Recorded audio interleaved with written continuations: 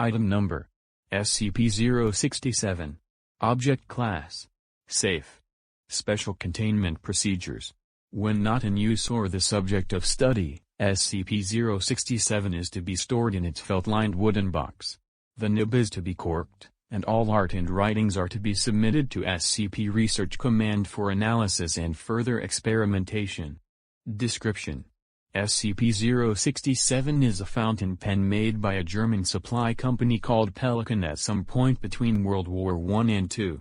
It is pale green in color, with a single red line going straight down along the side.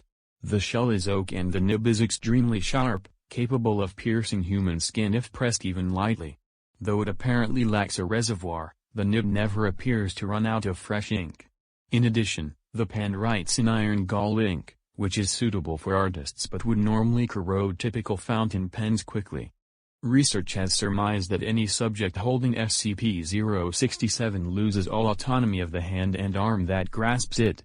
Full sensation is intact, but the arm below the elbow is controlled by unknown forces, theoretically centralized within SCP-067.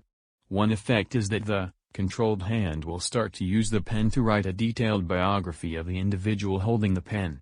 The biography will include such information as the person's name, age, date of birth, criminal record, fears, etc. Other times the pen has been known to write such things as an occurrence that happened in the person's lifetime.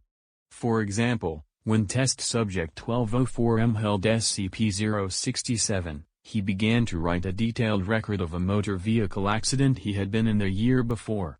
Later, the subject admitted that many details penned in the account were not readily available to him at present time, i.e. the subject had forgotten many elements present in the written work, including his previous car's license plate number, the other vehicle's color, and so on.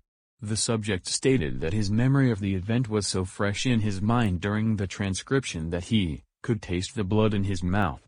Subjects holding SCP-067 have also been known to create intricate works of art, despite the subject lacking any formal art training or previous tendencies toward drawing.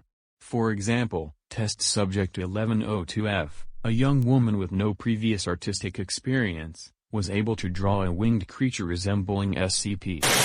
Described by researchers present as: when subjects are asked to explain what happens when they hold SCP-067, the typical response is that the subject freely relinquishes control of their appendage to SCP-067 so that it may complete its work unimpeded. See quoted response 01.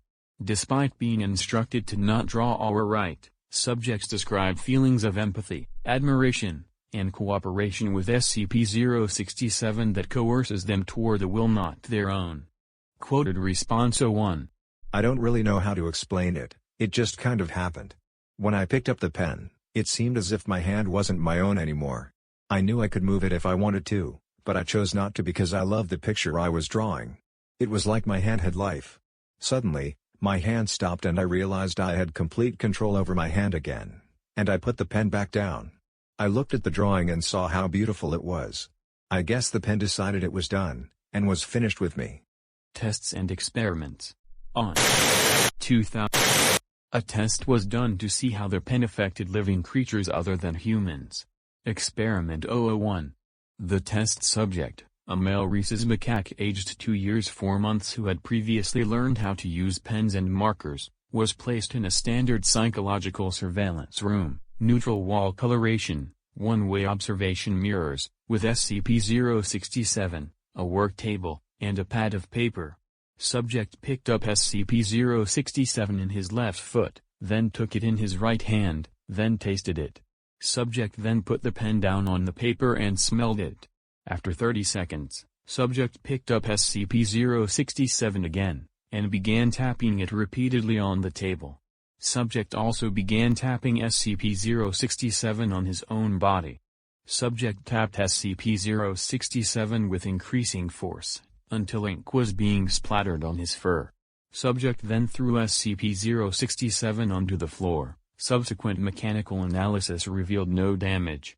At this point, subject tore a page from the pad of paper, and began rubbing it on the ink in his fur. This continued for 3 minutes, after which subject clutched the page in his teeth and leaped from the work table onto the ledge of the observation mirror, with such force that the table was knocked over. Subject began smearing the ink from the paper onto the observation mirror, while making repeated vocalizations. Subsequent analysis revealed that 50% of vocalizations were consistent with the typical distress vocalizations of the rhesus macaque, and 50% were unfamiliar. After 6 minutes of smearing ink on the observation mirror, subject began tearing at the page with his teeth and claws, but dropped it before destroying more than 20% of the paper.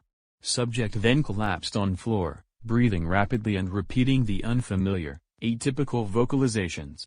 Subject's handler reports that, once removed from psychological surveillance room, subject's mood improved rapidly.